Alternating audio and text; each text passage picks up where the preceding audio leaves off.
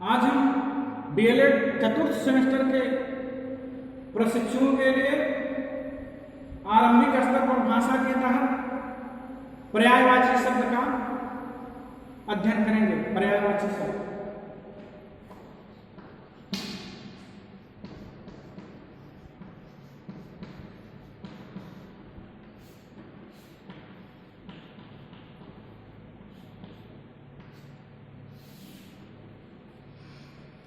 पर्यायवाची शब्द यानी समानार्थी शब्द भी कहते हैं। जिन शब्दों के अर्थ में समानता होती है उन्हें हम पर्यायवाची शब्द कहते हैं। जिन शब्दों के अर्थ में समानता पाई जाती है उन्हें हम पर्यायवाची शब्द कहते हैं।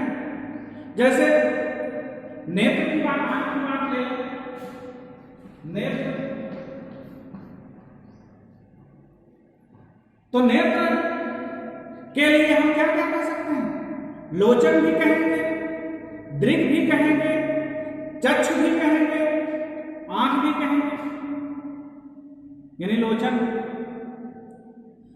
तो लोचन, चक्षु, दृग, आंख, ये सब क्या है?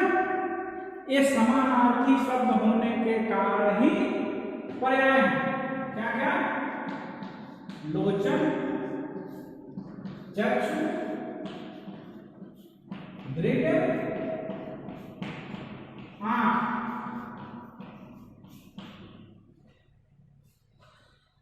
आप लोगों को यह मालूम होना चाहिए कि जो भाषा जितनी ही संपन्न होती है उसमें उतने ही पर्यायवाची शब्द निकल करके सामने आते हैं। आप लोगों को विदित होना चाहिए कि पर्यायवाची शब्द भले ही समानार्थी हो किंतु इसमें सूक्ष्म अंतर जरूर होता है, यानी अर्थगत सूक्ष्म अंतर जरूर होता है। उदाहरण के लिए हम अगर लें तो जल और पानी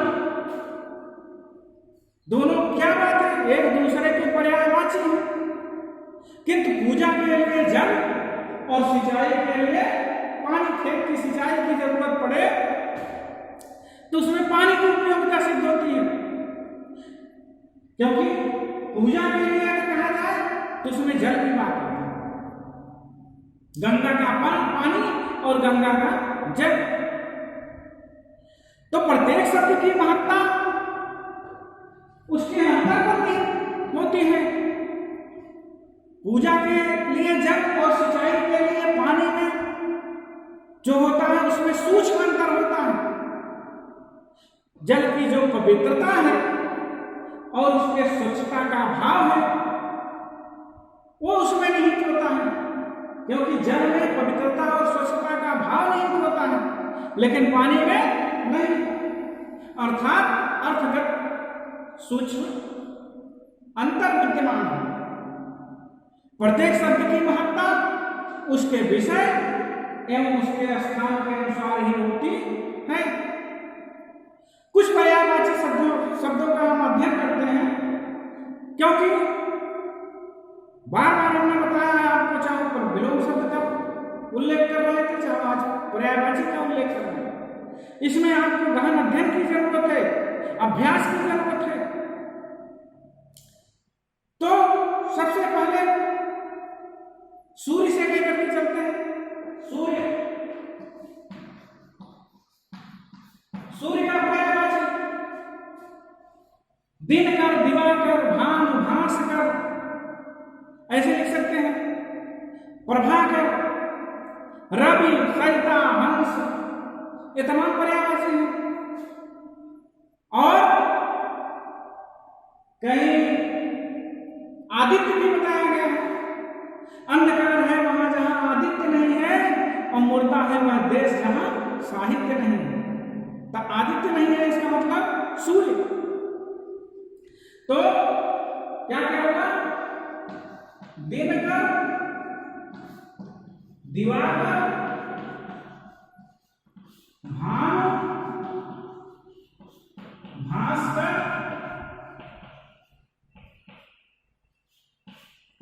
आदित्य, अंशुमानी यानी रवि, जहां पहुंचे रवि वहां पहुंचे कवि। सविता भी कहा गया, हंस भी कहा गया, इसके तमाम पर्यायवाची हैं। तो ये सब चीज जब गहन अध्ययन करेंगे, कहीं कहीं प्रयोग के आधार पर जब पाए जाएंगे, तब वो कंठस्थ होता चला जाएगा। आपकी मेमोरी में तभी वो आकर के बसेगा जब उसका प्रयोग सही आधार, प्रयोग के आधार पर आप कहीं गहन अध्ययन करेंगे, न कि रटने। अब इसका एक सिस्टम हम आपको बताना चाहेंगे, एक बता करके उसमें 4 सम्मिलित किया जाए। याद करना है केवल पानी का, किसका? पानी का। पानी का पर्यायवाची क्या क्या होता है? जल, तोय, अम्बु, नीर, वार। क्या क्या? जल, तोय, अम्बु, नीर, वार। यानी हमने 5 पर्यायवाची लिख दिए, पानी के 5 पर्यायवाची लिख दिए, जल, तोय, नीर, अम्बु, वार। तो इन 5 को याद करने मात्र से हम और 4 का गहन अध्ययन कर सकते हैं। इसकी ट्रिक्स है। जल से ही यानी पानी से ही बादल, और बादल से ही कमल, और कमल से ही समुद्र। इनका एक बहुत सटीक है। आप चलिए पानी की बात अगर हम कमल लेते हैं तो देखिए, बिना जल के कमल संभव नहीं है उत्पन्न होना। तो कमल क्या होता है? वो जल में जाता है। जिसका जन्म जल से होता है, जल में जाना, जल से जन्म होना, यानी जल की बात करता है। तो जल लगाना है केवल। हमने जो जल, तोय, अम्बु, नीर, वार लिखा है, इसके आगे केवल जल लगाते चला जाना है, वो अपने आप उसका पर्यायवाची बन जाएगा।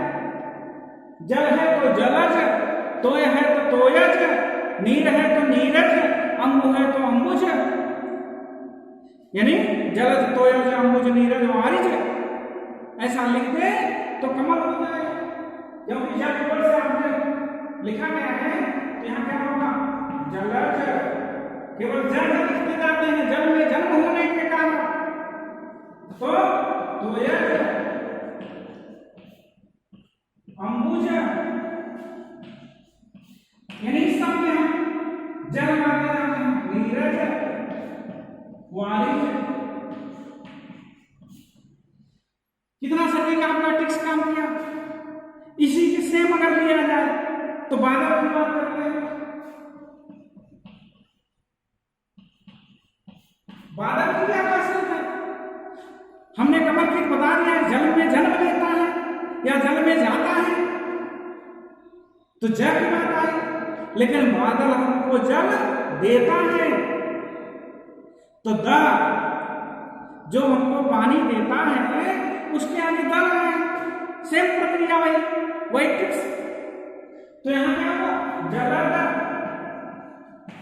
तोयज, अम्बुज, नीरज, वारिज। यानी जल, तोय, अम्बु, नीर, वारिज में हमने द आगे बढ़ा करके हम उसको बादल बना दिया, अर्थात बादल का पर्यायवाची बना लिया। सेम वही बात समुद्र की बात है। तो समुद्र की क्या खासियत है? समुद्र स्वयं जल को धारण करता है, तो धारण में ध लगाना है। तो जलधि, तोयधि, अम्बुधि, नीरधि, वारधि। तो जैसे यहां जल लगाया गया, ध लगाया गया, वैसे यहां ध लगाया जाएगा। किसका? समुद्र का। जलधि, तोयागी, अंबुधि, नीरज, वारी,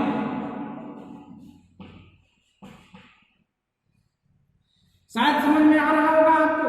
एक छोटा सा आसान ट्रिक्स है, केवल एक तैयार किया पानी का और बनता चला जा रहा है अन्य का। इसी प्रकार सरस्वती की अगर बात किया जाए, सरस्वती, तो सरस्वती के लिए भारती, गिरा, शारदा, वीणा वादनी, वीणा वादी, वागीसा, वाक, ब्राह्मी, भाषा, ये तमाम हैं। और पुत्री की अगर बात किया जाए, पुत्री, सुता, आत्मजा, दुहिता, तनुजा, तनया, नंदिनी, बेटी, ये क्या हुआ? पुत्री का हो गया। और आगे चलते हैं, अगर चंद्रमा के देखें तो सोम, सुधाकर, शशि, निशाकर, इंदु, मयंक, ये सब क्या है? चांद, चंद्रमा का चांद भी होता है। अगर पेड़ की बात किया जाए तो ध्रुव, विटप, वृक्ष, तरु, पर्णी, यानी पादप, ये तमाम क्या है? वृक्ष के पर्यायवाची हैं। इसी प्रकार अगर लिया जाए पहाड़ की तो गिर, नग, भूधर, शैल, महीधर, पर्वत, ये सब क्या है? पहाड़ के पर्यायवाची हैं। अगर पृथ्वी की बात करें तो धरा, धरती, वसुंधरा, भूमि, अचला, भू, जगती, ये तमाम क्या है? पृथ्वी के पर्यायवाची हो गए।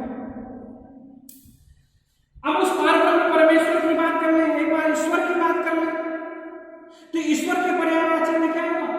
हे प्रभु, कहते हैं ना, प्रभु, परमेश्वर, परमात्मा, जगत पिता, जगदीश्वर, अलग, ये तमाम क्या है? ये सब ईश्वर के पर्यायवाची हैं। इसी प्रकार अगर हम तमाम पर्यायवाची की कड़ी में बढ़ते रहेंगे तो विभिन्न प्रकार के ऐसे शब्द आते रहेंगे। इसलिए हमारा आपसे आग्रह है कि एक बार पूरे पर्यायवाची पर विशेष ध्यान दे करके उसको रटने का ध्यान न दें, बल्कि कंठस्थ करने की बात करें। किसी प्रयोग के आधार पर अगर उसकी महत्ता अगर आपके मन में बैठती है, इसीलिए कहा गया साहित्य पढ़ने से विभिन्न प्रकार के शब्द भंडारों की वृद्धि होती है। तो जब शब्द भंडार में वृद्धि होगी तो उसमें लोकोक्तियां, मुहावरे, विलोम, समानार्थी, ये सब अपने आप इसमें आप पारंगत हो जाएंगे, निपुण हो जाएंगे। तो यह आपका था पर्यायवाची शब्द। इस पर आपका प्रश्न होगा, पर्यायवाची शब्द किसे कहते हैं? कुछ प्रमुख पर्यायवाची शब्दों का उल्लेख कीजिए। पर्यायवाची शब्द किसे कहते हैं? कुछ प्रमुख शब्दों के पर्यायवाची शब्दों का उल्लेख कीजिए। धन्यवाद।